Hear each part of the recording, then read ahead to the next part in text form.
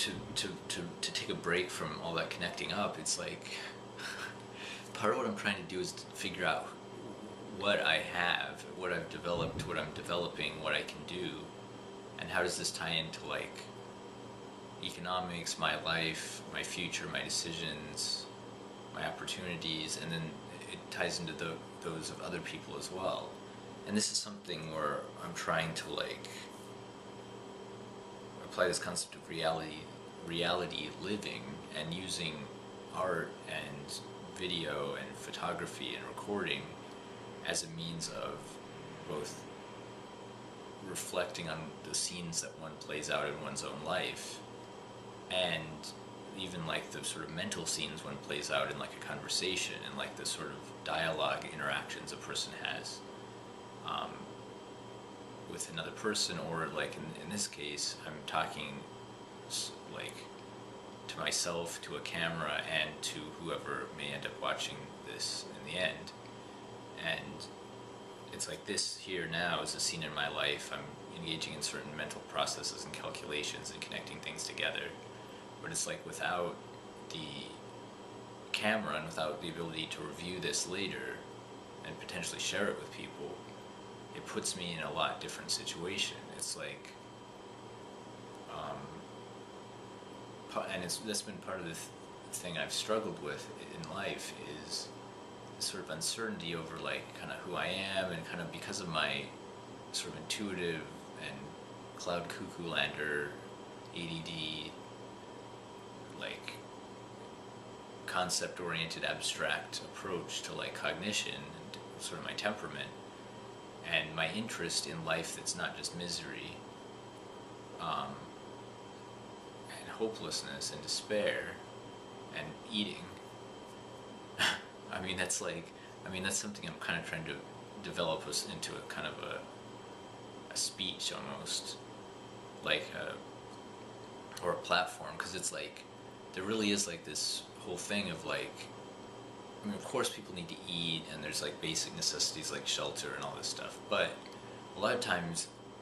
life seems to consist only of those things, and it's like this isn't like a grand conspiracy. Like,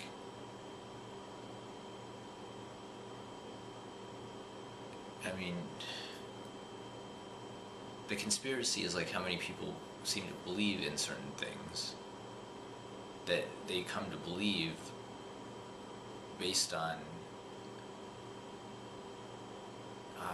things that I don't quite understand, because it's like, well, I guess it's misery and meanness, and like,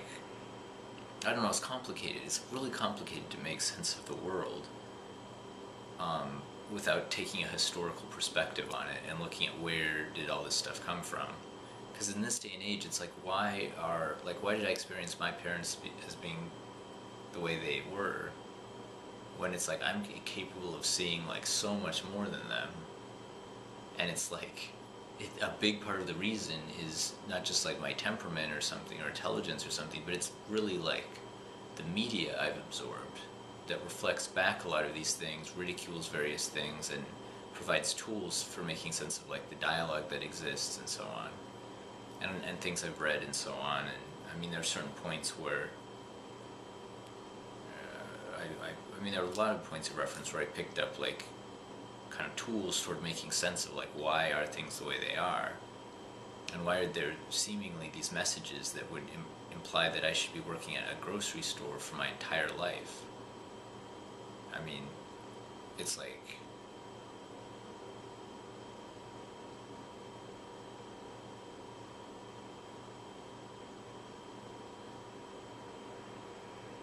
it gets into this, or like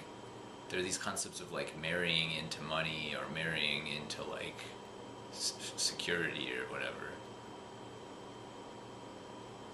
But then it's like, it ties into in part this whole thing of like, well, there's this whole like life disparity gap thing, where it's like if you have people who really are not on top of their lives and don't feel a sense of empowerment in their lives, then they are dependent on like other people, and then it gets into like, well, that ties into this whole thing of different people's interests, and like arguably certain people's careers depend on other people being dependent upon them. And so that that potentially makes a conflict of interest, which is something that's like,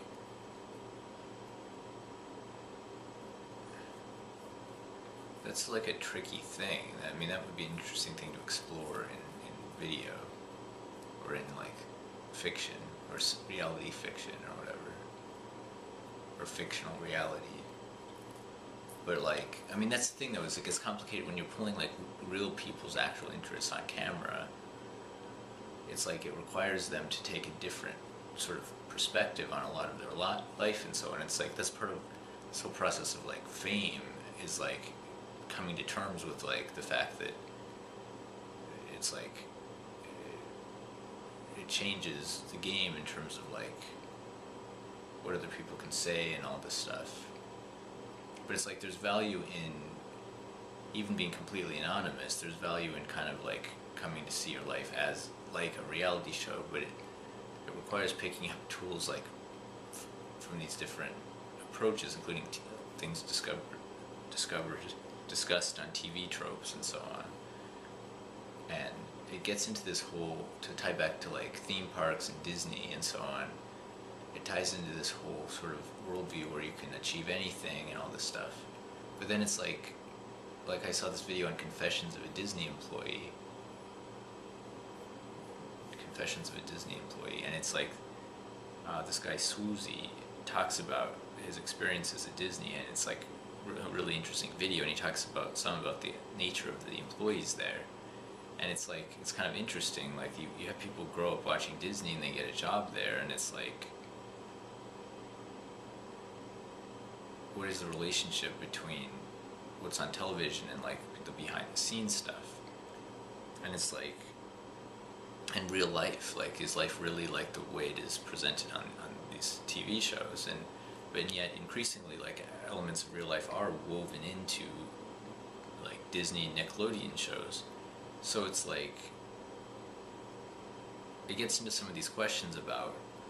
like dreaming, taking risks, like things about like your life at one moment in time versus your life in the future, like 10 years, and it's like, what are all of the scenes that will play out? And it's like, we're in a position where, because of technology and media and ideas and stuff,